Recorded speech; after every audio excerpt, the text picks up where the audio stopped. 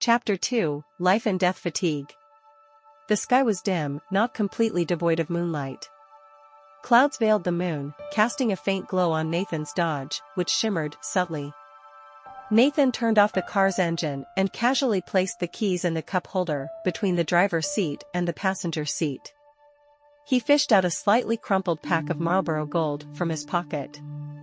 Everything was quiet.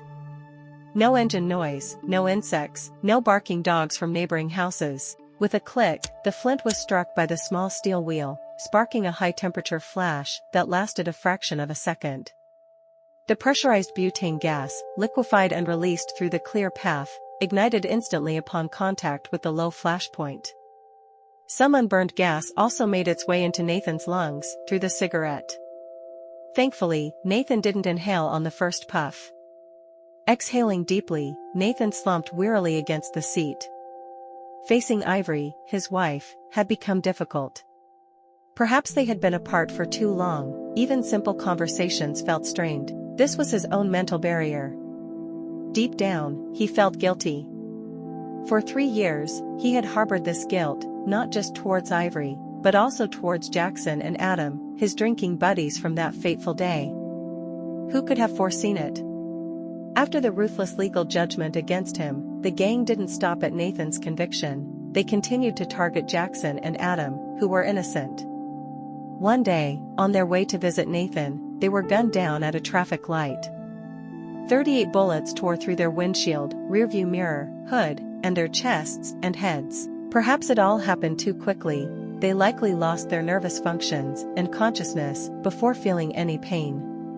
Nathan wasn't aware of this until after his release. Only then were the cold dog tags placed in his hand, causing a momentary lapse into shock and confusion that seemed to last forever. The cigarette butt fell onto his jeans. Nathan brushed it off with his hand, but the ash mixed with the fabric fibers.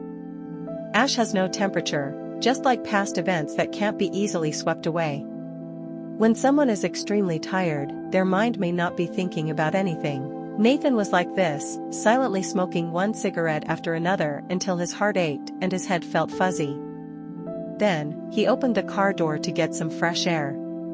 Just 5 or 6 steps away was the front door of his old house, its paint chipped and dark red. Inside, not a single light was on, the curtains were all drawn, and the lawn was overgrown with weeds. As Nathan took out his keys to enter the house, he suddenly noticed several muddy but fresh footprints near the doormat.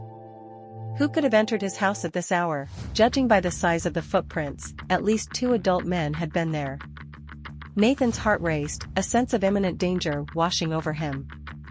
He turned and ran towards the car, but from the corner of his eye, he saw a flash of fierce firelight and heard continuous gunfire from the living room. It felt like being struck from behind on his left shoulder, followed by numbness. Nathan fell forward, face down, then crawled to the outside wall of the garage, a blind spot from the shooters in the living room.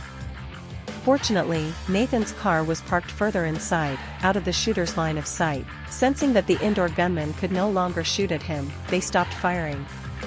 After a loud bang, Nathan heard the front door being violently kicked open, followed by a string of curses in a Filipino accent. However, he didn't hear any footsteps approaching, indicating that the gunmen were not keen on losing their advantage. Everything fell silent. Every sound became audible. It seemed the opponents were waiting for Nathan to make the first move. Thump, thump, thump, his heart pounded.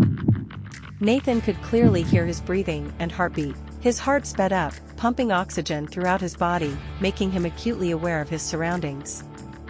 Even the scrape on his right shoulder didn't seem as painful anymore. Now was the time to act. He yanked the car door handle, ducked his head under the steering wheel, and fumbled with the keys for the ignition.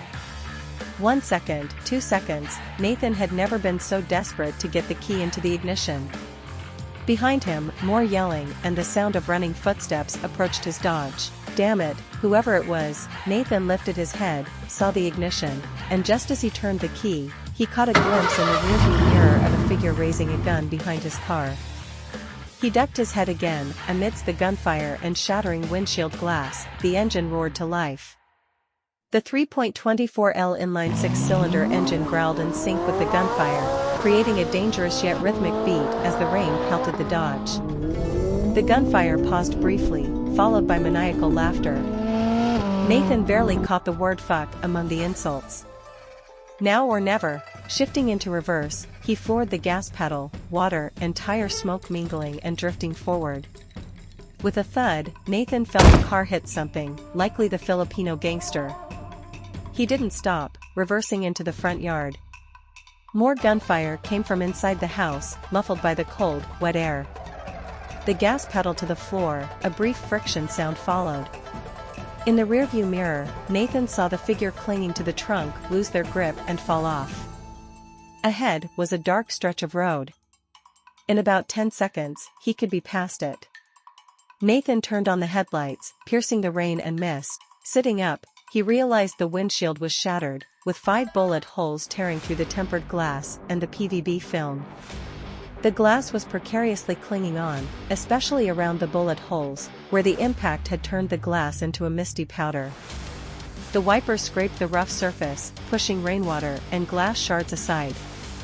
Nathan wiped his face, propped himself up using the door handle and the storage box, then leaned back into the seat. Kicking with all his strength, he finally dislodged the windshield. With a crash, the windshield flew out, leaving only a few shards clinging to the passenger side window. Great, now he could feel the rain without opening the sunroof. Buckle up. Yes, wearing a seatbelt is crucial for road safety. Nathan sped away, even if he was doubling the speed limit in the neighborhood. Well, wearing a seatbelt doesn't mean much if you're speeding. Accelerating, a right turn, then a left drift, Nathan's Dodge roared through the deserted streets at 3 a.m. The radio blared on 90.2 FM, Nirvana's "Stay Away," thumping with the beat of the engine. The streets were empty except for some soggy trash, blown by the wind and washed by the rain, drifting along the storm drains. Where could Nathan go now? Ivory's place? The rebels' gang had already targeted both him and Ivory. Going there would only bring more trouble. A face flashed in Nathan's mind, May, an old friend from before his military days, someone he could trust with his life. A face marked by simple black eyeliner, a weary expression, a short and plump figure in her 50s. May was someone who loved hosting friends, and had picked him up from prison, delivering the news of Tom and Jackson's deaths. May's story was complicated and tragic. In her youth, she ran a nightclub in Southeast Asia, operated an underground bank, laundered money for big businessmen, and provided sex services. Her later husband, Alex, was from another gang. May had found a loving partner and was ready to settle down and marry. But at a party, Alex pressured her to drink, and when she was unconscious, he raped her. This led to an unwanted pregnancy, and under Alex's threats, she was forced to marry him. Later, when the Philippine government cracked down on organized crime in Manila, her nightclub was shut down, cutting off her income.